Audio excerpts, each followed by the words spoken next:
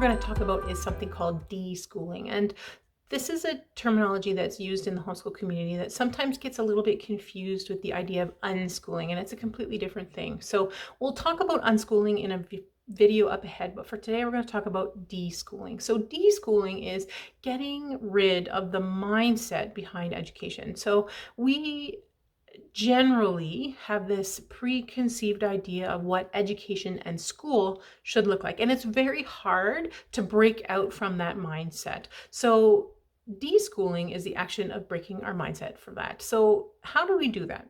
The first thing we need to understand is that homeschool is different than public school or private school.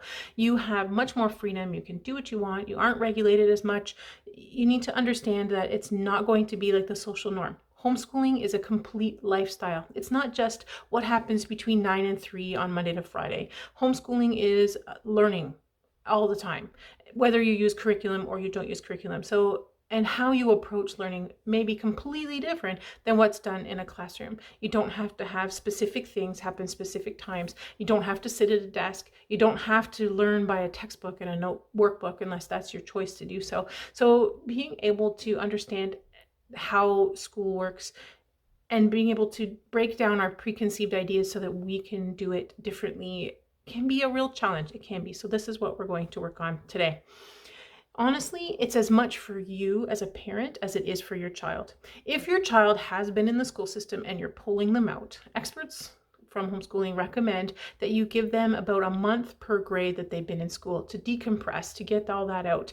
They need to know that things are going to be different. So and then for a parent, I know for me, even as a homeschooling mom who started from the beginning, breaking out that mindset was a bit of a challenge. So for me, I needed to have some time to redesign what education should look like in our house. Okay. It's incredibly freeing once you get past that block, that barrier of how you think it should look and how it should feel. But it's also really easy to slip back into thinking, especially if you going to the high school years. It tends to be a trap mindset that we get into of what it needs to be like exactly. So just remember that school at home is different than school at school. Okay, so what do you do for this time off? What do you do for this deschooling kind of adventure? So let me just flip my page over here that has my notes on it, some ideas. Okay, first of all, don't focus on academics. This period of time is not about learning. It's not about whether they're going to do math or science or history. None of that's important at this point. The important thing right now is not to focus on academics. You're focusing on resetting the framework for education. You're working on developing and establishing foundations in relationships at this point.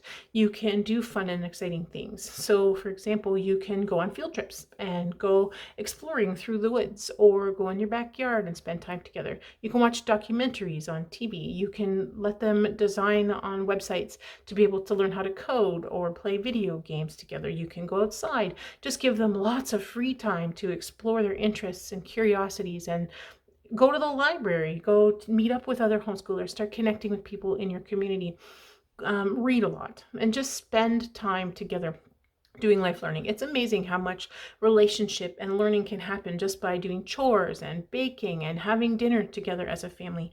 When you're ready to move ahead, then you make choices for your next steps. So today's action step is, even if you have been homeschooling, so if you're planning to homeschool from the beginning and your child has not been in school, if your child has been in school as well, this action step is to write down what your preconceived ideas are about education. What does education look like to you? What does it feel like to you? And then think about that in terms of homeschooling. How is homeschooling different? How should it be different? How do you want it to be different?